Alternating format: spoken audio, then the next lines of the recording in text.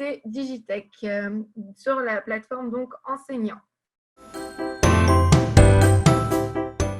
Du coup, une fois sur la Digitech, donc là je suis du côté login. Donc si j'ai déjà mon compte, je me connecte. Donc quand même faire le petit topo de base, c'est donc qu'est-ce que la Digitech quand même. Donc la Digitech est une banque de ressources numériques qui a été proposée, c'est un appel d'offres en fait, qui a été fait par le ministère de l'Éducation nationale en 2016. Et donc Belin Éducation a répondu à l'appel d'offres et a obtenu différents marchés, on va dire, que sont en fait la possibilité donc de créer sur la Digitech des ressources pour le français en cycle 3, les sciences et technologies en cycle 3 et l'histoire-géographie EMC en cycle 3 et cycle 4. Il faut savoir que, donc, oui, il n'y a que des ressources dans ces disciplines et à ces niveaux-là qui sont disponibles sur la Digitech. Donc, les autres disciplines ou les autres niveaux sont disponibles en fait sur d'autres plateformes. En fait, tout est répertorié sur le site du ministère et du SCOL. Il y a une page BRNE, donc, comme Catherine vous l'écrit, donc Banque de ressources numériques éducatives. Sont répertoriées sur cette page, du coup, les différentes banques de ressources. Après, il faut savoir que ce n'est pas juste une banque de ressources, on va le voir tout de suite. Il s'agit aussi d'un outil de travail et de création de séances avec des fonctionnalités qui vous permettent de créer vos propres documents ou vos propres exercices interactifs. Sachez que vous pouvez toujours utiliser la Digitech pour créer vos documents, créer vos exercices interactifs et les assigner à vos élèves. Dans tous les cas, vous avez accès gratuitement à la plateforme avec votre adresse académique. Voilà, donc pour le petit topo. Ensuite, donc, une fois que je suis sur la page d'accueil, je peux venir donc, soit directement me connecter si j'ai déjà créé mon compte, ou alors je viens m'enregistrer. Et là, donc, je remplis le petit formulaire d'enregistrement en mettant, bien évidemment, comme je le disais, l'adresse académique, car c'est avec l'adresse académique que vous parvenez en fait à avoir l'accès à la Digitech. C'est ce qui va vous ouvrir l'accès gratuitement, c'est le fait que vous ayez donc une adresse académique. Et c'est ici donc, que je vais retrouver toute ma banque de ressources. Donc, je ne vais pas passer trop de temps là-dessus et je vous laisserai aller regarder par rapport à ce qui vous intéresse. Donc, vous allez retrouver différents types de ressources. Donc, ils sont tout en bas ici, le filtre type de ressources. Donc, vous avez des vidéos, des images, des audios, des textes, des animations, des séquences et des exercices et des documents. Sachant que du coup, à chaque fois, il s'agit de ressources granulaires. Donc, par exemple, je vais vous montrer si, hop, je vais prendre un exercice. Je vais l'ouvrir. Donc là, en cliquant dessus, je vais avoir l'aperçu. Donc là, en fait, on a le petit exercice et la question ouverte. Donc voilà, ma ressource, c'est vraiment ça, c'est le petit document, la question qui va avec. On laisse une case en question ouverte. Quand l'élève le remplit, alors là, il a une petite aide. Il peut cliquer sur l'aide et une fois qu'il a rentré sa réponse, il va appuyer sur vérifier et on lui dit, on lui met un petit exemple de correction. Ça, c'est quand c'est une question ouverte. Quand c'est tous les autres types d'exercices qui existent, donc on va avoir, on le reverra tout de suite après, la question à choix multiple, la question à choix unique, le texte à trous et le cliquer passer. Tout ça, donc, c'est des exercices qui sont autocorrectifs. Donc là, pour le coup, pour ces exercices-là, l'élève a directement la réponse à son exercice lorsqu'il appuie sur valider. Et donc, en fait, pour pouvoir, on va avoir donc sur la Digitech, soit cette partie-là avec, on a 10 000 ressources comme ça, granulaires, avec tous les types de ressources que je vous ai mentionnés avant. Là, j'étais dans exercice document. Je peux aller dans séances. Là, on va avoir une centaine de séances déjà clés en main. Alors oui, ben oui, si j'ai mis un filtre avant, ça ne va pas fonctionner. Hop. Une centaine de séances clés en main, donc là que vous pouvez directement assigner à vos élèves. Alors pour pouvoir les utiliser, il faut venir dans Action et dupliquer la séance.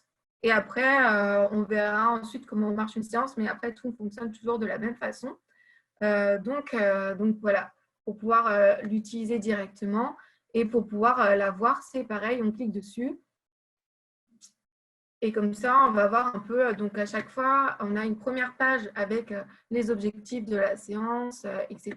et les différentes ressources qu'on va retrouver dans cette séance. Et donc, je passe la flèche et je vais avoir mes différentes ressources à la suite. Bon, là, qui vont être un peu longs, surtout qu'en plus, il s'agit d'une animation, donc ouais, elle marche quand même. Donc, au moins, je peux vous montrer un petit peu quand même quelques formats. Donc là, on va voir l'animation. Donc, souvent, ça va être comme ça pour me présenter les différents animaux de la forêt. Après, ça peut souvent être en histoire une carte interactive ou une frise chronologique. Ça peut être un tableau aussi. Et on vient zoomer en fait dans les parties du tableau et on a un texte qui accompagne en fait et décrit un peu cette partie du tableau. Je passe à ma ressource suivante, etc. Là, je vais avoir une liste de vidéos. Alors, on peut avoir des vidéos qui vont être soit externes et du coup, on va avoir le lien, soit on a des vidéos qui sont directement intégrées sur la Digitech. Ensuite, troisième sous-onglet, ça va être la partie séance partagée qui, je pense, peut être pas mal utile en ce moment. C'est si jamais vous prenez le temps d'aller créer une séance, que ce soit avec des ressources de la Digitech ou en mélangeant aussi vos propres ressources, on ira voir comment ça fonctionne après, et les ressources de la Digitech, que votre séance, vous avez mis du temps à la préparer, elle est chouette, vous savez très bien que vos collègues sont actuellement en train de travailler les mêmes thèmes que vous et du coup peuvent être intéressés par votre séance. Vous pouvez en fait faire le choix de partager la séance à l'ensemble des utilisateurs de la Digitech. Sinon, quand vous créez une séance, elle reste sur votre compte en privé. Mais à partir du moment où vous la partagez, tous les utilisateurs de la Digitech peuvent venir du coup dans séance partagée et retrouver votre séance. Ou alors, à l'inverse, vous pouvez venir réutiliser les séances créées par vos collègues. On peut aussi retrouver certaines séances de nos partenaires. Donc, bon, je ne vais peut-être pas forcément trouver là, mais on a EMC Partageons notamment qui a fait pas mal de séances comme ça sur la Digitech et qui les a mis en séance partagée. Donc, je vais retourner dans mes exercices pour vous montrer un petit peu le parcours pour pouvoir créer sa séance.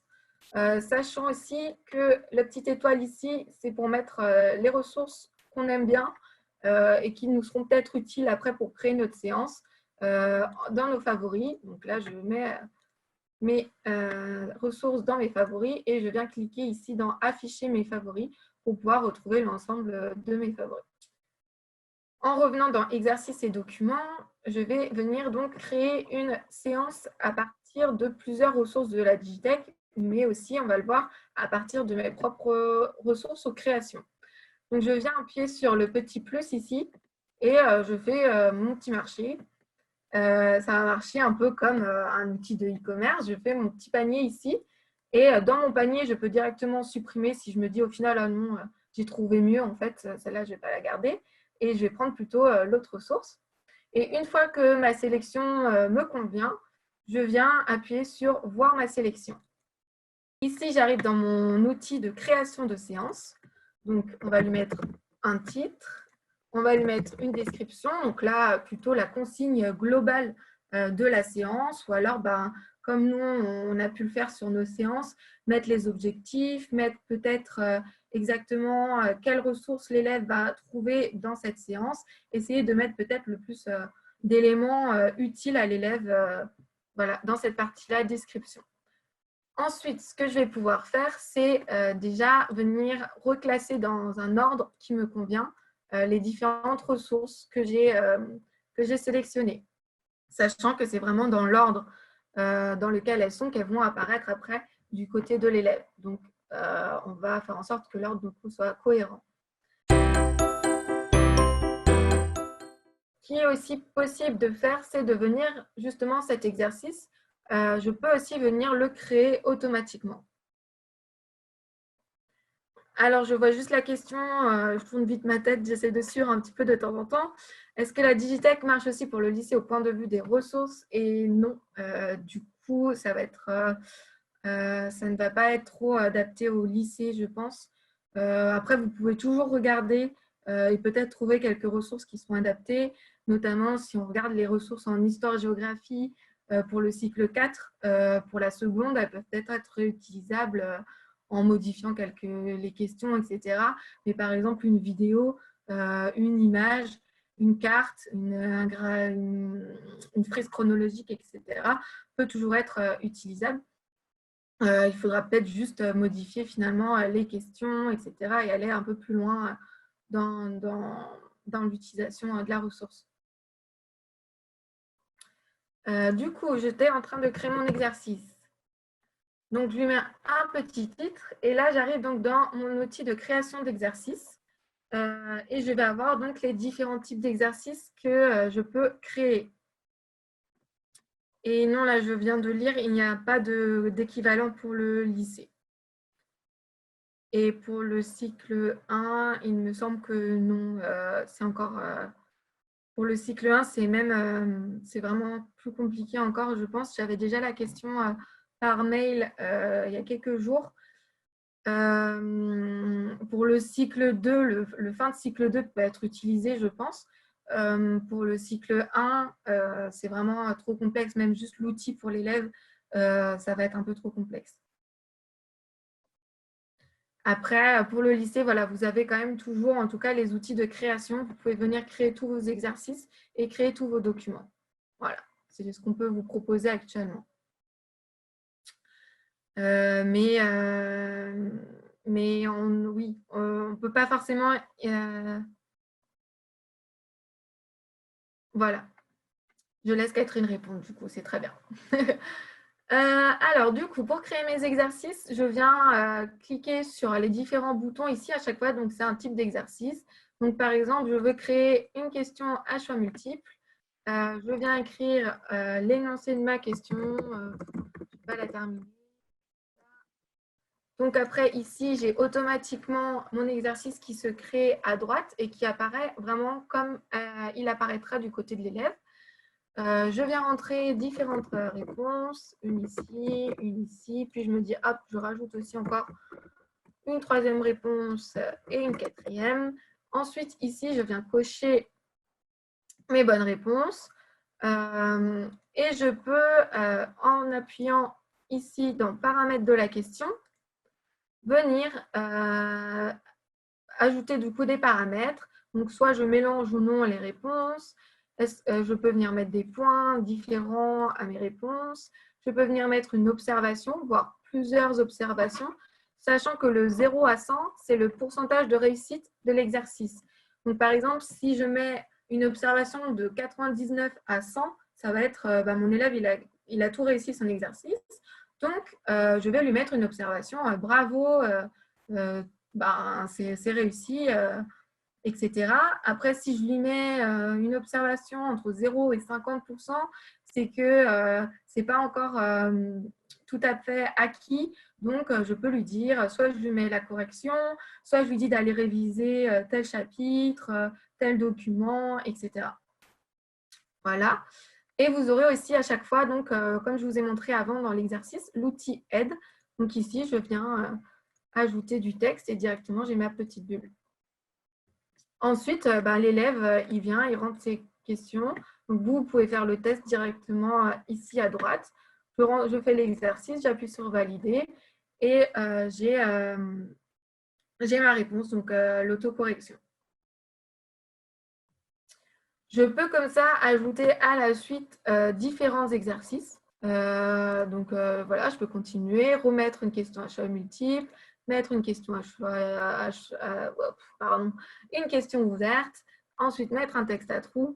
Alors, on ne va pas aller voir l'ensemble des typologies d'exercices qu'on peut créer. Là, du coup, j'ai regardé un peu avec vous pour la question à choix multiple. Il y a sur le blog, et je vous mettrai les liens, un tutoriel pour chaque type d'exercice.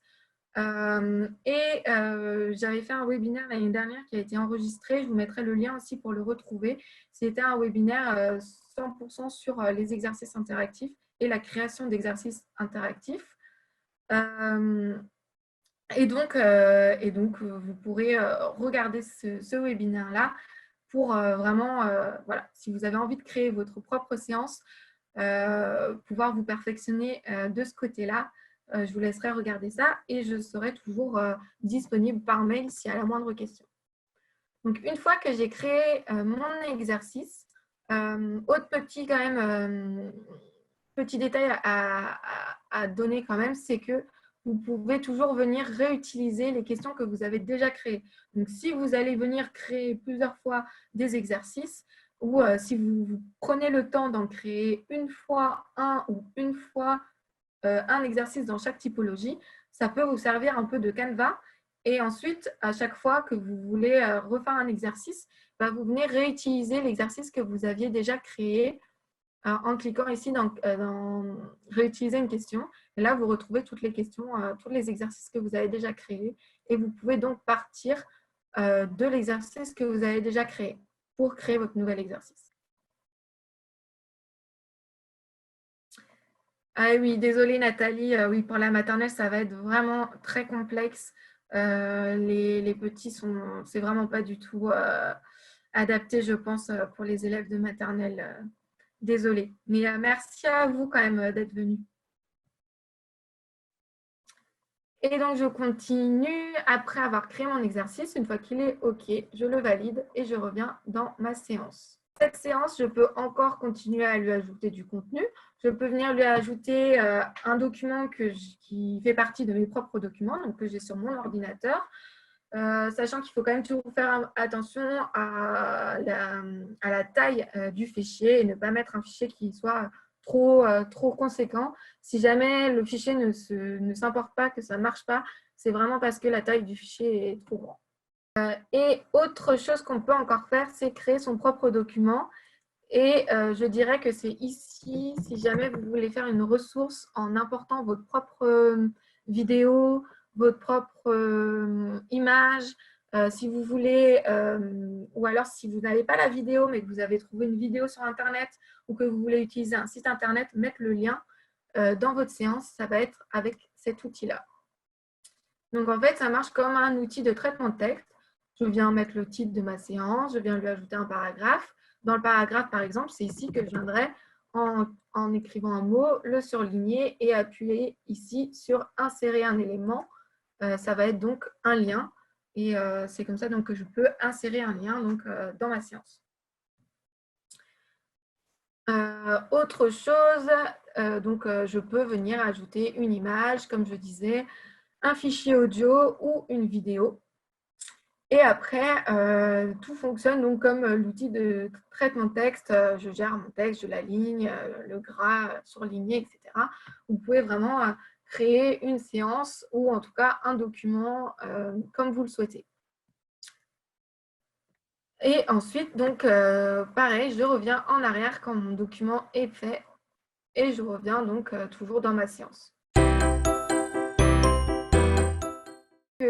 Je me suis dit, bon, c'est bon, là, elle est bien, parfaite, je vais pouvoir l'assigner à mes élèves.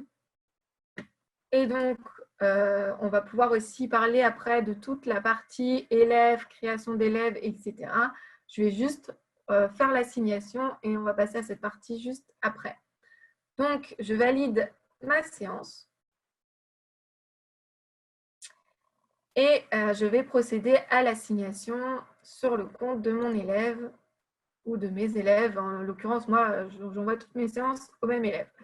Comme ça, c'est un petit peu plus simple.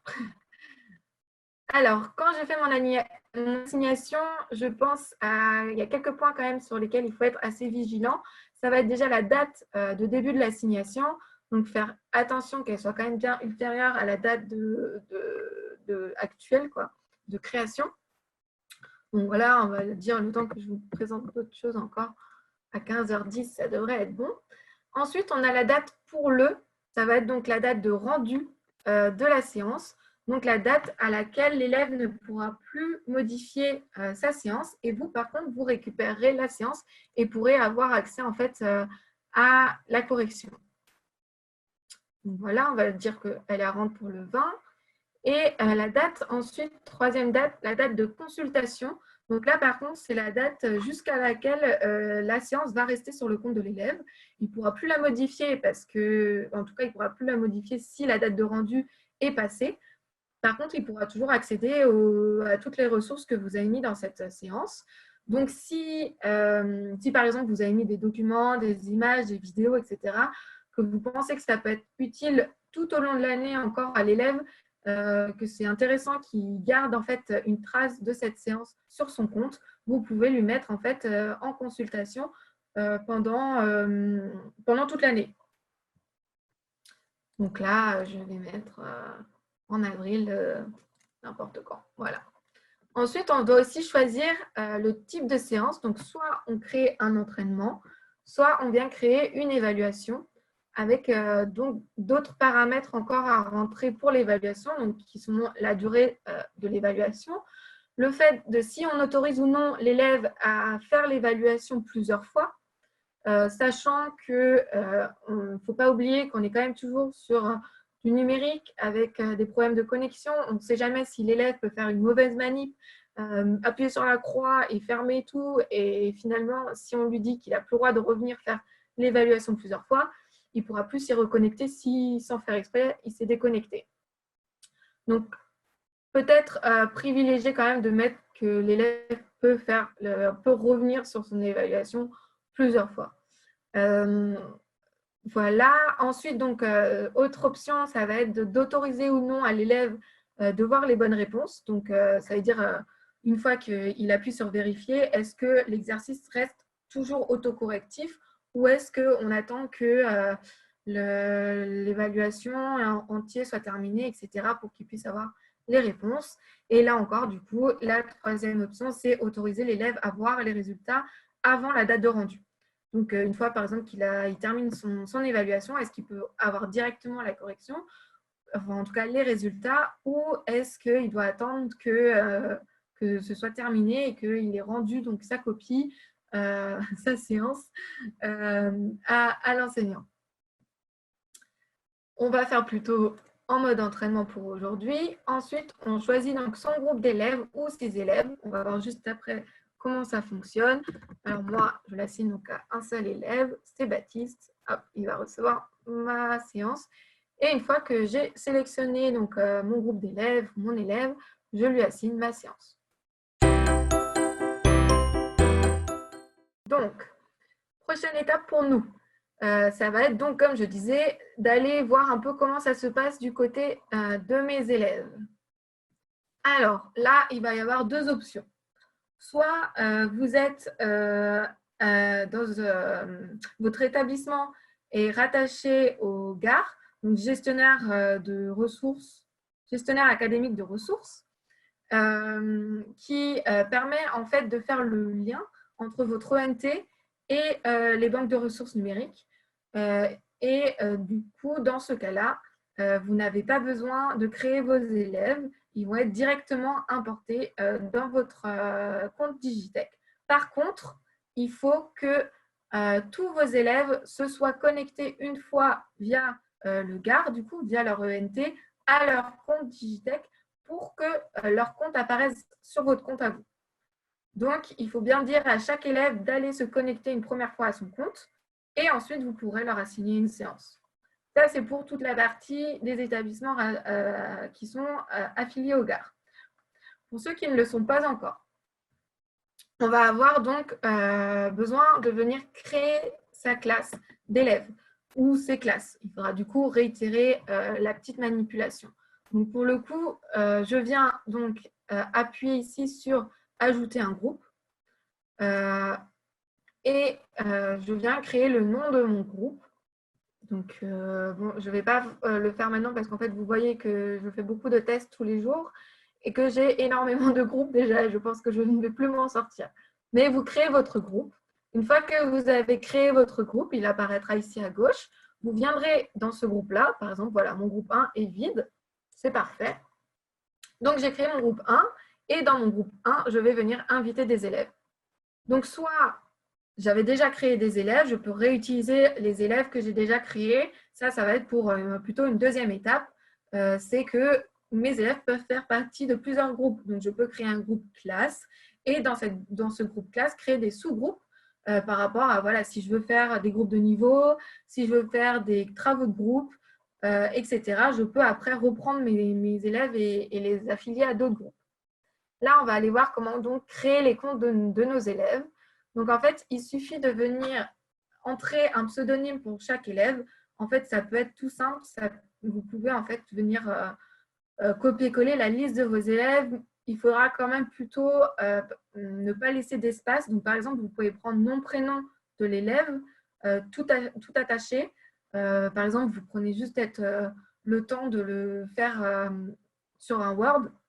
Vous séparez tous les pseudonymes par une virgule sur le Word. Ensuite, hop, vous sélectionnez tout, vous le copiez et vous venez le copier dans la case ici. Et ça va vous le faire apparaître en fait. On va reprendre des Baptistes. Hop. Comme ça, en fait, ça va vous les faire apparaître l'un en dessous de l'autre. Bon, voilà, et ça vous dit bien si... bon, là, j'écris n'importe quoi, mais tous les pseudos ne sont pas forcément déjà utilisés. Par contre, il faut quand même savoir que c'est un pseudonyme pour l'ensemble des utilisateurs de la Digitech.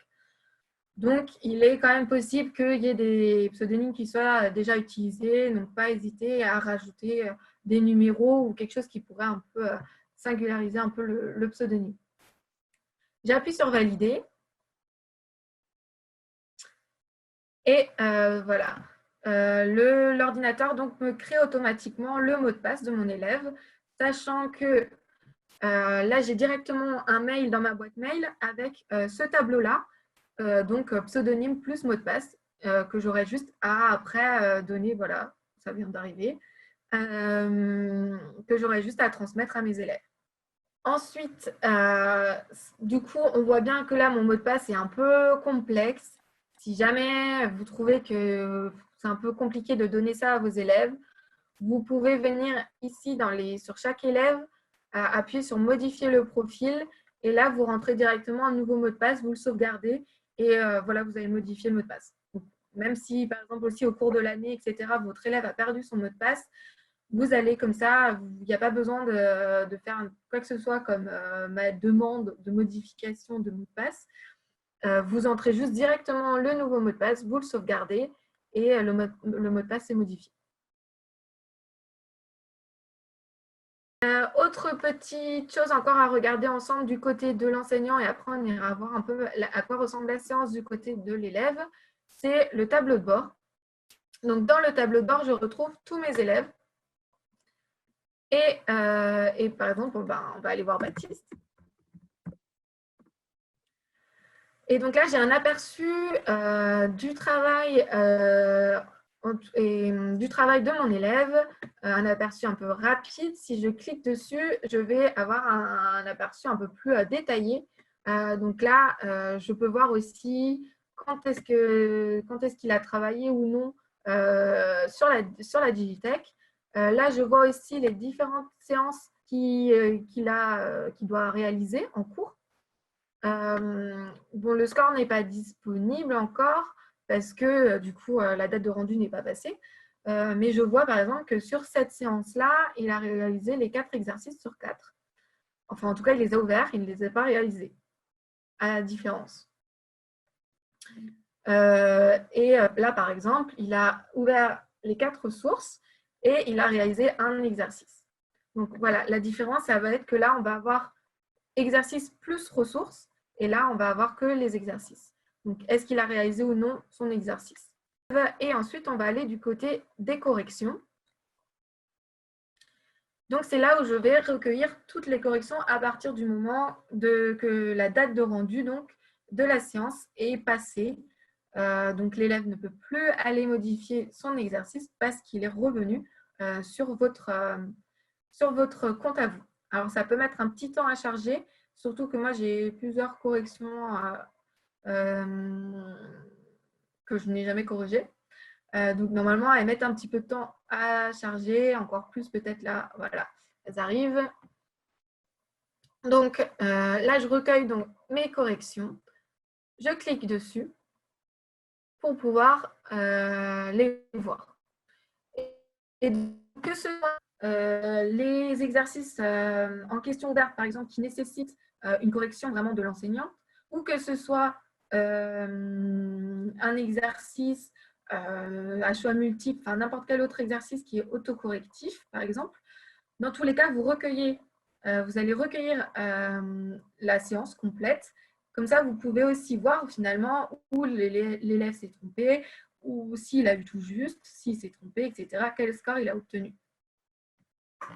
Et toutes les ressources que je lui ai envoyées, je les retrouve ici. Donc, bon, là, finalement, cette ressource n'était pas très...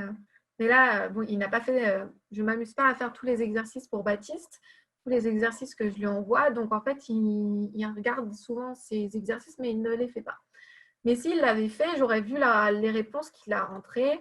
Et du coup, je fais comme ça, je passe les différentes pages comme si moi, je faisais l'exercice, sauf qu'en fait, normalement, vous verrez la réponse entrée par l'élève.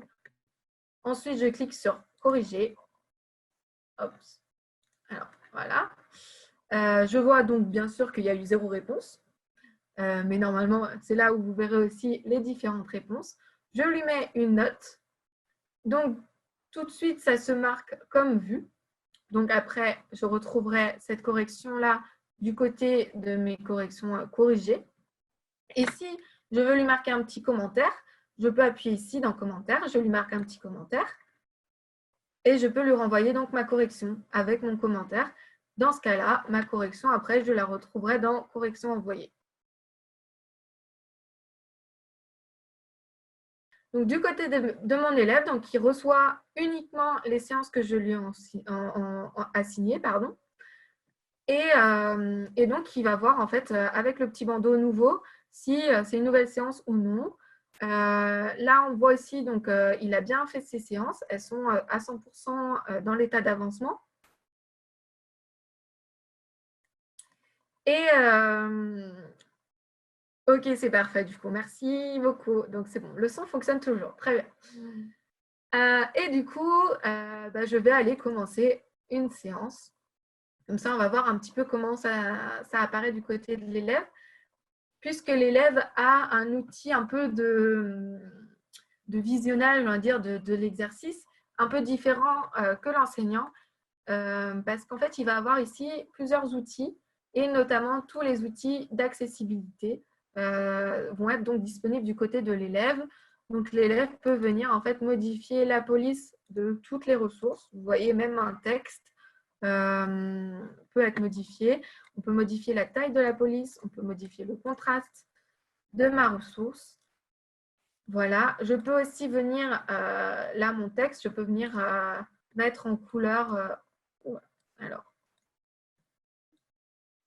en fait, il ne veut pas. Alors, il ne comprend pas aujourd'hui. Ah voilà. Bon non, pas très bien. Bon, normalement, on peut venir aussi donc surligner des parties. Alors, il faut savoir que c'est quelque chose sur lequel on va encore travailler parce que pour le moment, en fait, l'élève peut venir donc mettre en couleur, etc. Tous les parties. Je crois que ça ne fonctionne pas très bien sur un texte, en fait, parce que j'ai déjà fait le... C'est peut-être là avec la connexion.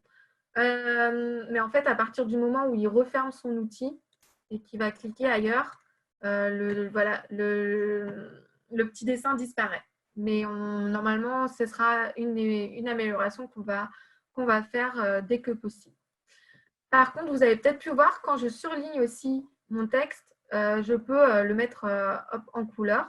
Donc, c'est peut-être même plus simple d'utiliser ça pour mettre en couleur une partie du texte. Et surtout, je peux venir utiliser le petit haut-parleur ici, le petit text-to-speech, pour en fait mettre la fonction audio. Donc, en fait, l'ordinateur va me lire le texte. Par exemple, je vais le lancer. Voilà, donc on nous lit en fait tout ce qui est surligné. Donc ça peut être juste un mot, ça peut être, je peux surligner l'ensemble du texte et pouvoir suivre en fait ma lecture en audio et en lisant. Voilà, ce qui peut être un accompagnement assez utile à la lecture quand on propose un texte comme ça. Ensuite, pour l'élève, ce qu'il faut faire quand même assez attention, qui sera encore aussi, je pense, à évoluer de notre côté, c'est la partie un peu lecture de la ressource et de la séance. Donc là, vous voyez, j'ai un 1 sur 1. Donc ça veut dire que j'ai qu'un texte dans ma ressource. Si j'avais eu plusieurs pages, j'aurais pu venir cliquer sur les flèches ici pour passer à la page suivante. Par contre, on a bien vu, quand on a créé notre séance, qu'on peut mettre plusieurs ressources dans une séance. Donc là, je suis sur ma ressource 1. Pour accéder à la ressource 2, je viens cliquer en fait sur les flèches ici qui, oui, ne sont pas très visibles. Donc peut-être, il faut vraiment accompagner peut-être les élèves au début pour leur montrer un peu comment fonctionne leur outil en leur disant que voilà, on navigue via les flèches d'en bas quand il y a plusieurs ressources ici sur les pages et après on passe quand il y a plus, quand on est sur 1 sur 1, quand on est sur 2 sur 2, 3 sur 3, on passe à la flèche qui est au milieu ici. Et donc là, j'ai accès à ma nouvelle ressource. C'est encore un texte. J'ai fini. Je peux hop. Là, j'ai donc le petit document que j'ai créé. Là, j'ai le petit exercice que j'ai créé. Et là, voilà, je ne peux plus aller plus loin. Donc, j'ai terminé. Par contre, je peux revenir en arrière si j'ai besoin. Et sinon, je reviens sur mon cahier de texte.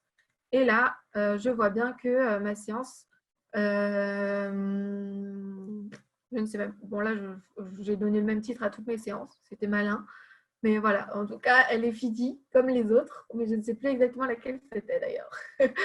Donc, bien mettre un titre différent à chaque fois pour ne pas perdre l'élève.